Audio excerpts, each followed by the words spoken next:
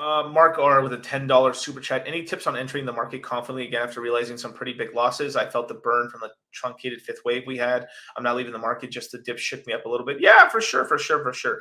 So obviously, I'm guessing you're still working, you're still DCAing. This is one thing that we told a lot of people: don't quit their day jobs and stuff like that. But it's more of just it's you're not going to feel confident. Like Mark, I'm just going to tell you the truth. You're not going to feel confident. The ground is going to feel shaky. It feels like it's going to go lower, and you just got to not give a fuck and just keep buying. I mean, that's just the fucking truth. Like, let me tell you this. Like, when I was trying to buy the low on Litecoin and stuff back in the day, it would drop $5 every other day or every week. So literally, I would get some cash, I'd buy some Litecoin, it would crash down further. Then I'd buy some until eventually I finally there was just a point where I felt like, am I just gonna go to zero on this? And I just accept the fact that fuck it. If I go to zero, I go to zero. I don't care anymore. Boom. I throw it in. And this is kind of like what you're gonna have to kind of deal with and stuff like that in terms of like one of the big things we should be looking for, that's going to give you sort of a leading indicator that we're kind of getting out of this bullshit, is when CPI, so the consumer price index, is starting to go down. So that means inflation, the number that the Fed is starting to freak out about, when that starts kind of like, wow, we're kind of like stabled off, like we're going like this and now we're stabled off, or we're starting to slightly go down.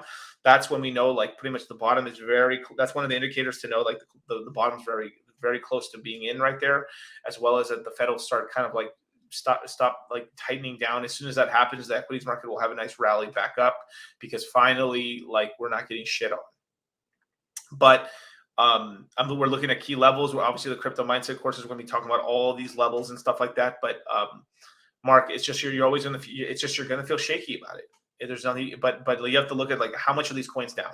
They're down, some of them are down 85, 90%, and obviously they can go lower, but you've missed most of the drop. Now it's about just slowly DCing into these things, and as soon as you've seen holy fuck, let's just say Bitcoin does hit the 11K that Richard says, maybe it hits 14K, 15K. If you see anything like 15K BTC, you see sub $1,000 Ethereum, $700, $500 Ethereum. I mean, it's just it's a no-brainer to buy.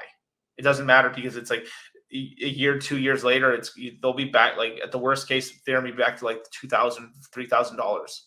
And if you bought it at $500, you're in the W, and then you're earning a 5%, 7% yield on it on top of that natively. That's just a great position to be in and stuff like that. This market's going to keep shaking you up, it's just having I'm not leaving it. I know you're a strong guy. You're here right now. You're watching the video right now. You're watching me on a Friday night, and it just kind of is what it is.